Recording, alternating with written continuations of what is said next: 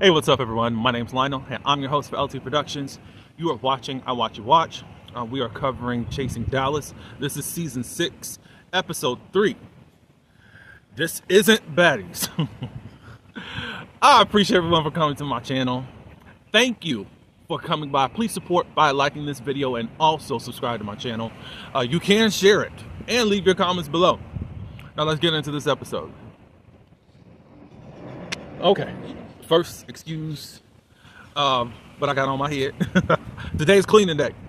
We're turning on gospel and R&B, whatever is your preference, whatever is going to get you in the mode. We got the Fabuloso going, and we're going to clean up today. So, anyways, let's get into this episode because I got a lot to say about certain things. Jeff and Sean, we start where we ended off on last week's episode. And basically, why are you supporting people that are dragging me? And all we see is Sean is just laughing. I don't know what that was, but to me, it felt very disrespectful, and I don't know if you're just trying to laugh it off like, I can't even believe you would think that about me type of deal, whatever that is, but he's trying to have a serious conversation, and you acting like, that was off-putting to me, like, what? Okay. So Jet is in his confessional like, look, you're laughing, and you're sitting here, I would love to see your perfume line and blog line up and running, but you sitting up here trying to impede on somebody else by bringing drama their way. It's not really adding up. I'm paraphrasing, but it's just, that's, I believe, is the intent of what Jet was saying in his confessional. The only thing I could say to Jet is Sean is no friend. Sean explains himself saying that I really didn't know the actual beef that you had with this dude. Well, obviously this dude, Donnie, told you what was up on his end, and you did not share it with your friend, Jet. That's all that, come on. Come on. Because you're saying that he's telling you that he's a rapper and all that. He wanted to invite him on and give him a link and all that. Since you can do all this, I'll give you a link. Ain't it something? Now, I'm going to say this much. Sean was the connector, I think. How come 7 Deep didn't give you a link? I'm just saying, since you follow each other on social media, how come he didn't give you a link? That's who you sticking up? See, these are things that I'm thinking about even as I'm reviewing. I don't even have a script right now, if you want to call it that. But I didn't have this as a pre-thought. Like, how come Sean had to be the one? Sean, the friend of the show. I'm just saying. And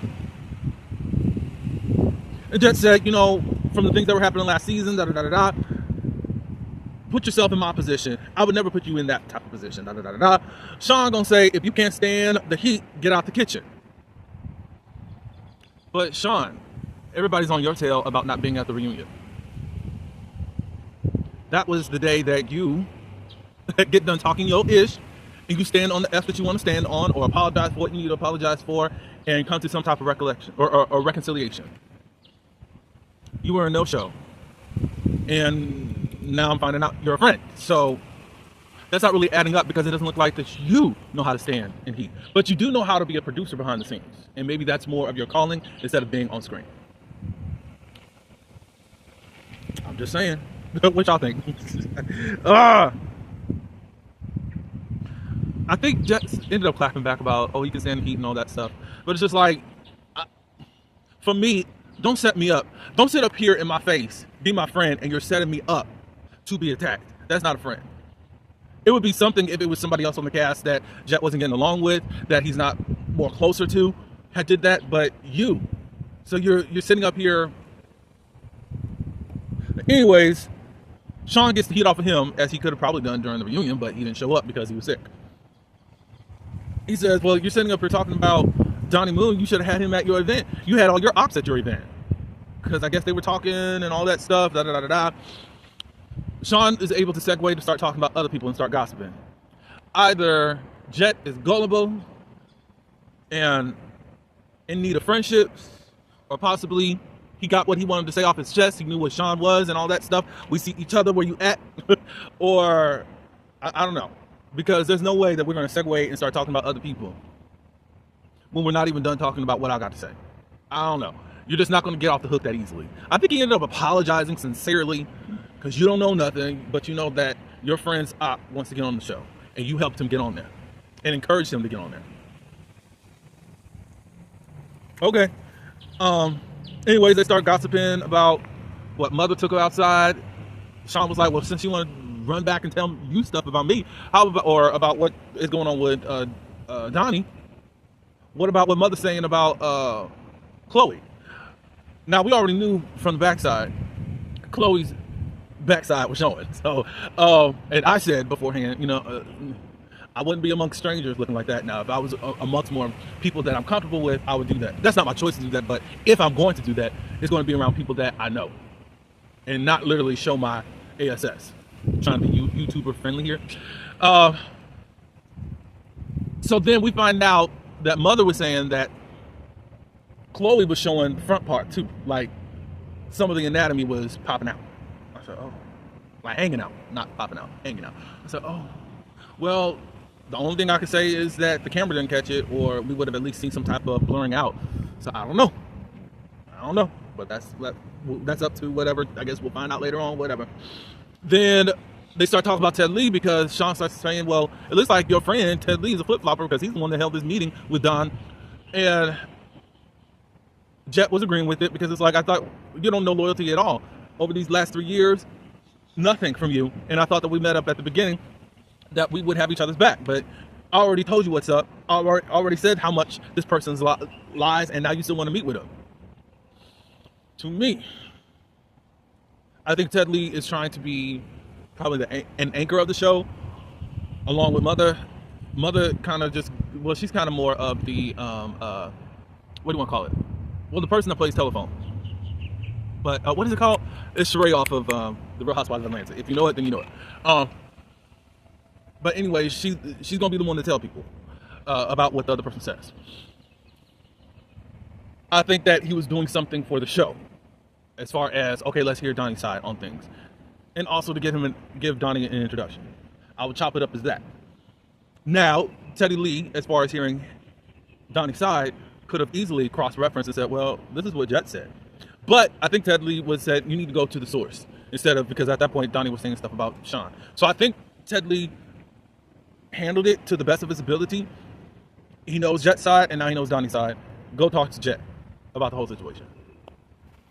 Sean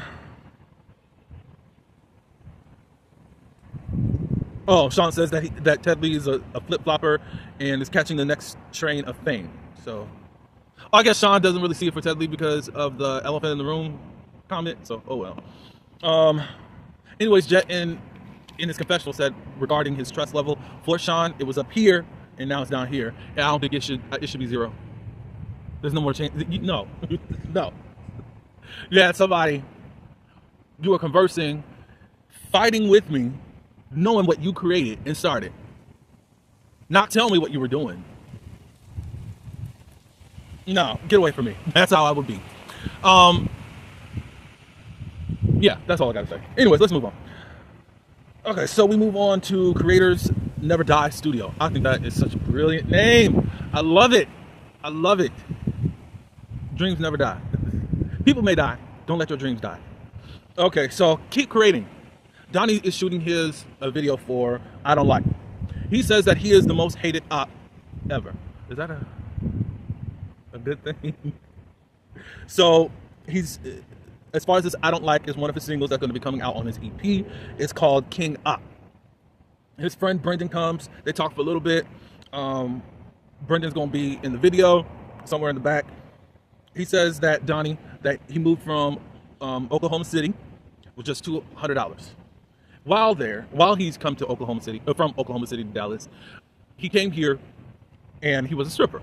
Now, nothing against stripping. I just looked at, Donnie, you were a stripper? Okay.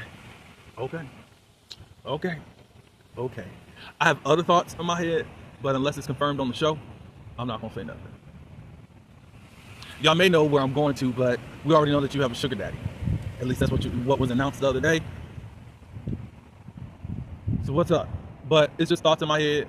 I'm not going with it, but it's just like, so stripping is paying you that much. I mean, you got to do what you got to do. I really understand that. But whatever. I'm going to stay off of that. And I'm on you right now, Donnie, because of how you pissed me off in this episode. Now, I will say from the bit that we heard, of what's the song? I Don't Like. The beat, I love it. I really love it. I love your flow too. I love that. So it looks like it's gonna be cool. He's been stripping for 3 to 4 years, but this is kind of like with this video that he's making, it's his goodbye party to the stripper world. He has the skeleton that's in the video saying that that is the representation of the men that would give him money, or customers that would give him money to strip, that this is goodbye. And cool. Obviously, you do have a creative mind. And I think it'll grow as time goes. That was it for that. Kelly and Chloe. Chloe comes by to get her hair done by Kelly. I'm saying, I guess she was supposed to touch up on Chloe's baby hairs. But I was looking like, what are you doing, Kelly? For real? I guess, I don't know what she was doing over here, but whatever. All I'm going to say is, Chloe, I like your backstory, but let's get into that. Kelly starts talking about her transitioning. She still has the same boyfriend that we'll meet later on in the episode. His name is DJ. While Kelly was a male, and now she is a woman, and her boyfriend has supported her all along the way. I think that's cool, that you can get somebody beforehand that can see you go through the process, because if you already have this type of image, or you fell in love with that person the way that they were, and now the transition to something else and still supportive after that, I would say just from that perspective that he's a good man, Savannah. So yeah.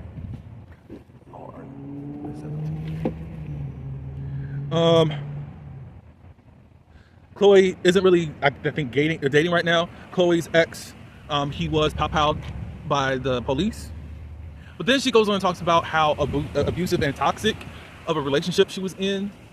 However, losing the dude made her sad, because I think it was about 4 years ago that you were planning on spending the rest of your life with this person. If I was your friend, Chloe, I would be like, good riddance, because if this dude was abusive and toxic to you, and you definitely could be in love with him, I can't argue with that and say that you're not. But if this dude was all that to you, good riddance. And what you described as to what happened is that he was in a car with another woman and 2 children. They ended up pow-powing him. Was it the children? I don't know if it was the children, but whatever. It sounds like he was doing something criminal. Now that is still a loss to you, and I'll respect you in that. I just still feel like good riddance, unless I'm missing part of the story or interpreting it differently. Chloe says, I want to really stop prostituting. He did like that, and I appreciate the openness. I also appreciate the openness of Johnny and what they are sharing, because a lot of people would hide that, and usually people will try to expose you for that. No, Chloe says that she has been escorting since she was 17 and now 30, and she really wants to break away from that. Kelly says that she used to do it too, and that Chloe was given that energy, so I'm not surprised that Chloe did confess or let it be known that she is escorting. Chloe's in the place of, well, I'm doing this, I'm doing that, but I don't know. She's looking for that certain thing to motivate her to leave it all behind. She wants to leave it all behind, but at the same time, it's fast money to her, and she'd rather have a 9-to-5, but she's gonna need something to really sustain her. So that's what she's at right now. So Kelly does tell Chloe that she's invited Rachel over. Remember that Rachel and Chloe had something going on beforehand, and there was supposed to be a fight. Rachel said that there was never a fight, blah, blah, blah, blah. Like, when they came over, there was supposed to be a fight, but then, or no, Chloe's telling a different story. Because Rachel said that they were supposed to fight, but then found out later on that Chloe didn't want to fight. So it didn't happen. Chloe is saying that she heard that Rachel wanted to slap somebody, meaning her. So she took off her wig and she came over, I guess, across the street, and she said, "What's up?" We still don't know if anybody fought or what. But then later on, they start talking, and Kelly's asking, do you want to be, how are things between you two? And Rachel ended up saying, one thing I don't do is, if I've been into an altercation as far as fighting with someone, I can never be like besties, friends with. I could be cordial with the person, but never anything more. So there was a fight then. I mean, am I interpreting it right? Now let me know. Anyways, I'm going way too slow. Kelly, you were being messy, but it was a good amount of messy. as to kind of get things started. So you one of them force multipliers that kind of can get a party started to at least get conversation going. So, all right, so we're done with all that. Lamont is the barber. He's cutting Teddy Lee's hair. I don't know if he actually cut it, but okay. But Teddy Lee, because I guess there's this thing of people been saying that you need to cut Teddy Lee's hair. You need to cut Teddy Lee's hair. Okay. I mean, is Teddy Lee somebody that his word is bond as far as somebody that's going to promote you and really can put you on? Y'all can answer me that in the comments if that's true. I just don't know what the whole thing of trying to get Teddy Lee as a customer. I don't know. Teddy Lee is hosting a vision board party, and especially wants everybody to come. He's talking about some of the people in the group that are just wanting to be rowdy. He's trying to be the one that's not trying to do the fighting and drama stuff and leading other people.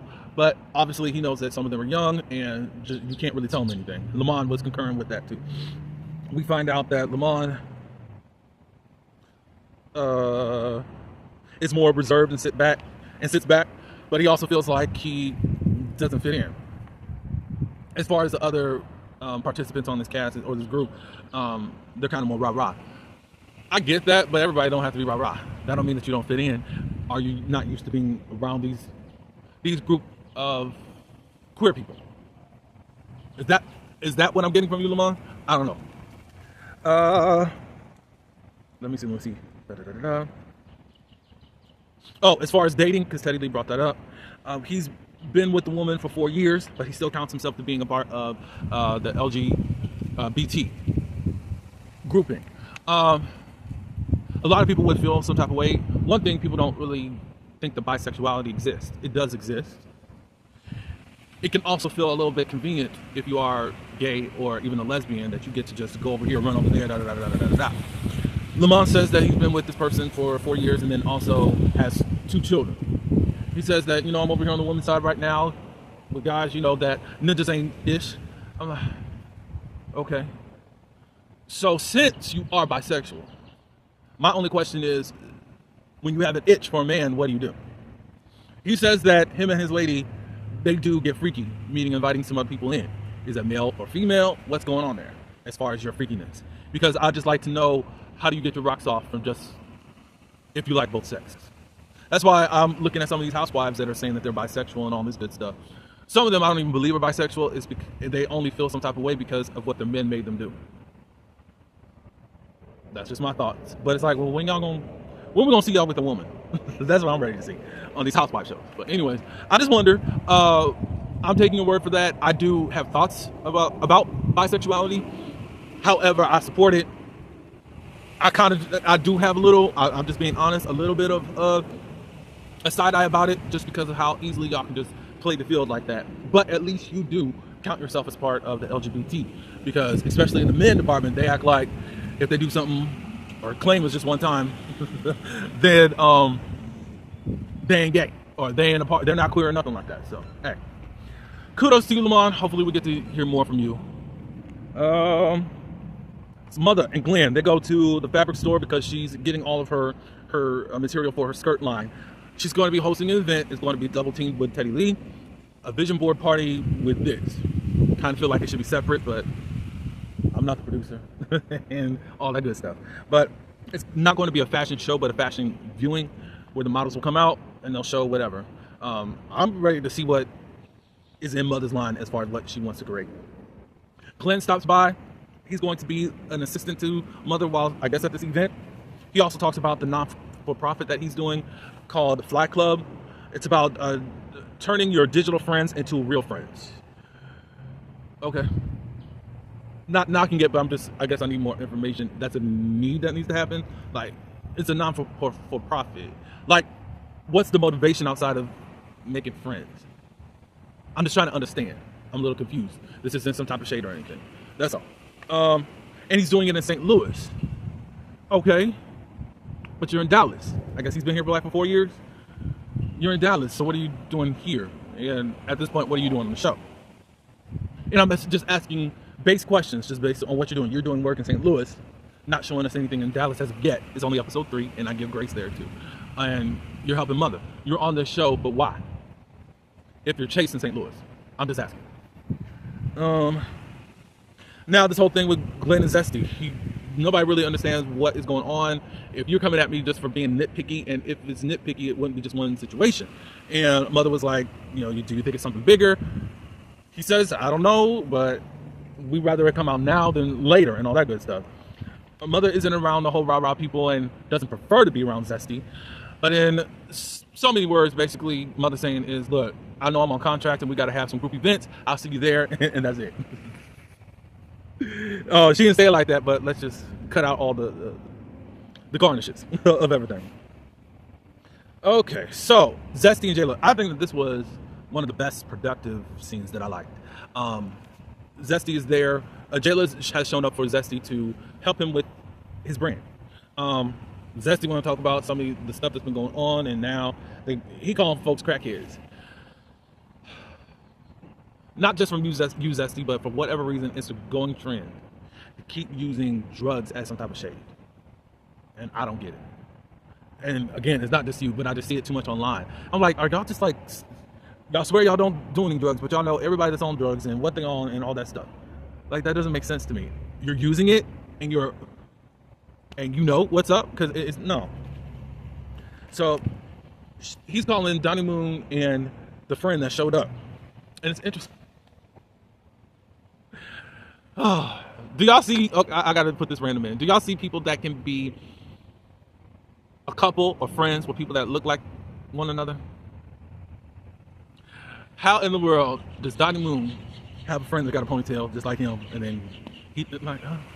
And I thought about that when I looked at the friend. Like, so you just hang out with people that just act like you?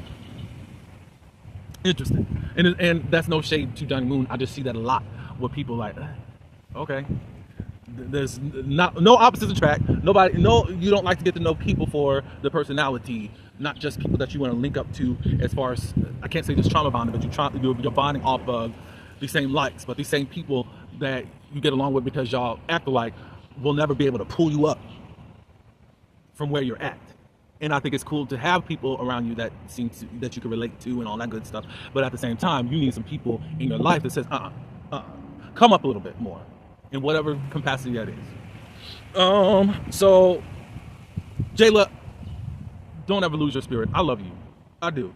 Even though I've only seen you in a couple episodes, but I love you. I love your spirit, and you're willing to help anyone out. And don't ever lose yourself, and don't let anyone take advantage of you. I don't think anyone can, but I'm just saying it to say it just in case. Don't let anyone break your spirit, and don't let anyone take advantage of you. Keep an open heart and still do you. Yeah, so it's cool. Now Zesty is into branding, and that's what she's going to help Zesty with. Rio talks with an OG from the Dolls. Was it Big Lex or Big Legs or whatever? They talk and says, oh, she's just getting out of jail. I said, what? No, I wasn't ready for that. I'm like, what? Y'all are so interesting on these shows. I'm glad that you guys are candid and not trying to hide stuff. It just took me by surprise. That's all. She's opened up this nail shop. I forgot the name of it. And Lex or Legs asking, how is it being a gay father? First, he talks about he was already a father before he actually came out as being gay. He doesn't want to be seen as a gay father. He's a father first, before his sexuality. I'm fine with that. He talks about how things were with his parents when he came out. His mother was a little bit accepting, but still saying it was a phase. His father would not speak to him for about 2 weeks, and then finally he gave how he felt about things. But at this point, both of the parents are on course with him and his sexuality, and that's that on that. He has primary custody of his child. They co-parent. He does what he do over here, and she does what she do for the child on her end. I guess he's moved, and also the child has moved too, and that's cool. He's talking about having. They talked about catering. The catering business has been put on pause. He's been more making. I guess what the pause is that he's trying to transition from like making plates for people, selling plates, to actually a catering business where you're doing larger functions and all that. That's where he's moving to. But he's going to get that back on track pretty soon. And he's going to have an event in February. And during this event, he's going to be auditioning new dolls. After that, then the dolls are going to be going on tour, doing about 3 or 4 cities in Texas, I think. Rio got a plan, and that's all I can ask for. And I think that he knows what he's doing, and that's what when I was hearing him in his business meeting the last episode, I knew he had some of his stuff together. So I congratulate you and commend you on what you're doing. Oh, Kelly, we meet DJ. Kelly goes on a date with her boyfriend. I guess they live separate from each other in different cities or whatever. He's working on his music, and he's also signed up for barber school and things of that nature. You can tell that they really love each other. She did this thing of let me check your phone. She says it was more of a kiki moment. She really knows her dude, but still, let me check, because she don't put nothing past any of these niggas. That's what I was getting from the flow. How he makes her feel. She ends up crying, and all that stuff. So it was a touching moment. Now to the main event, because Donnie, you done pissed me off. I was disappointed, and then I just started getting pissed off more when I was just thinking about this scene. Jet and Donnie,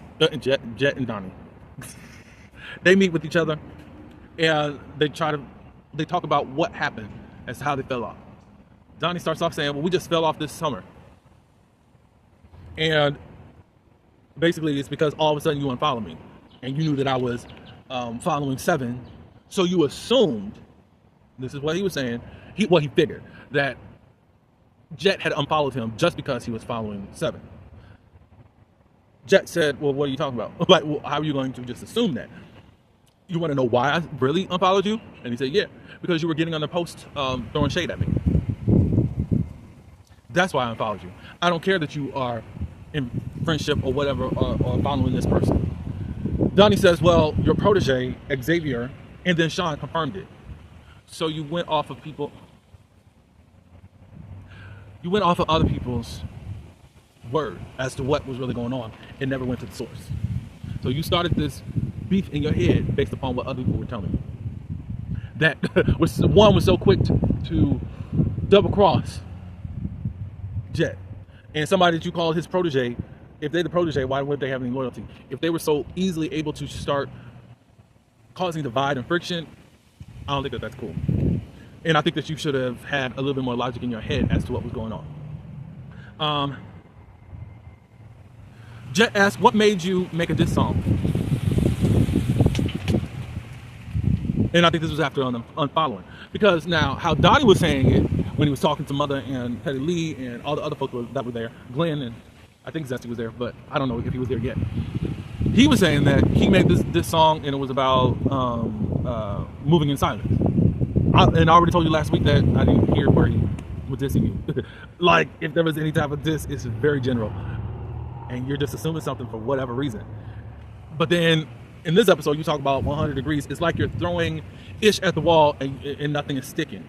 Nothing you said, or in this episode and last week's episode, Donnie, is lining up. You said that he's pandering to black people, but then in this episode, you're saying that he's shunning black people as far as getting photographs. You said, I know two black people that were trying to get into photos, and you wouldn't. What in the world? Then you called yourself a modern day Malcolm X. I think at that point, that just pisses me off. Jet clocked you and says that you're just a fan.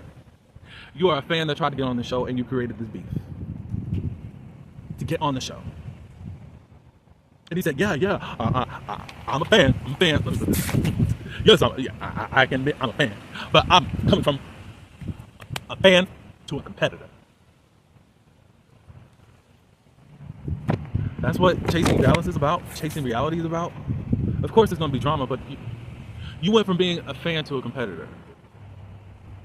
So this is a Little Kim and Nicki, or I don't know if Cardi, Megan and Nicki type of situation.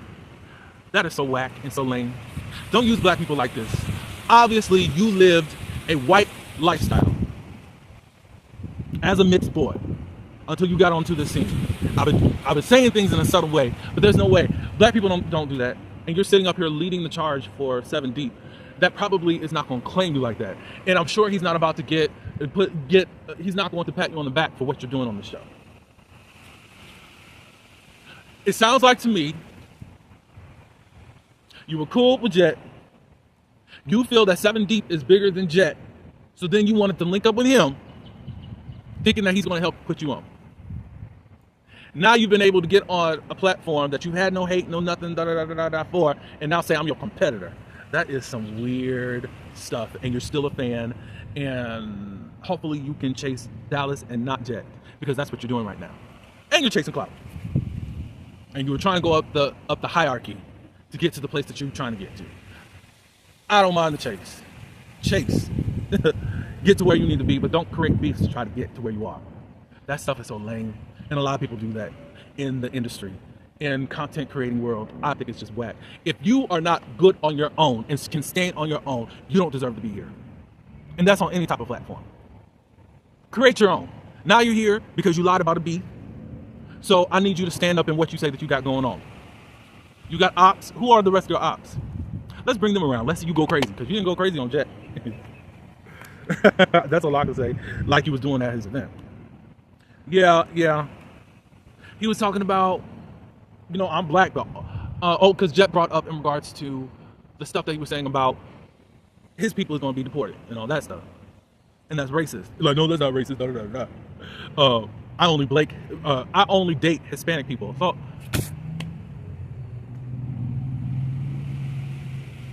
So why are you being Dr. Umar on a Chasing Reality show and coming after Hispanics and Mexicans? And they're the only ones that you're attracted to, and you date. That's why I know you were claiming white before you decided to go into this hip hop world. And I think it's whack. I think everything that you have represented thus far is whack now. And I didn't even want to come in hard on you. I even listened to your song before taping this, My Bop. It's cool. You got a cool flow about you as far as rapping lyrics. I need you to shift, though. I think you're entertaining on the show. I think how you are presenting yourself to Jet. Jet is that you're thirsty, you're a fan, and that's where you're at. You think you're a competitor because you got on the same stage. You had a lot to get here. But since you're here, do what you need to do. That's all I have to say. You made me mad, Donnie, and I was hoping that possibly that there was something that Jet was doing wrong to you, but he's not, and it's you. And you're the op. So quit deflecting off of what's really going on the inside of you. And get some more lyrics and get better flow. That's all I gotta say. All right, so this is a long review. Thank you for being with me. Tell me your thoughts, all of that. And I'm here to just support all you guys, and I'm loving what I'm seeing out of people. And I need to see better from you, Donnie. That's all I gotta say. Like, share, and also subscribe to my channel, and leave your comments below. And until the next one, peace.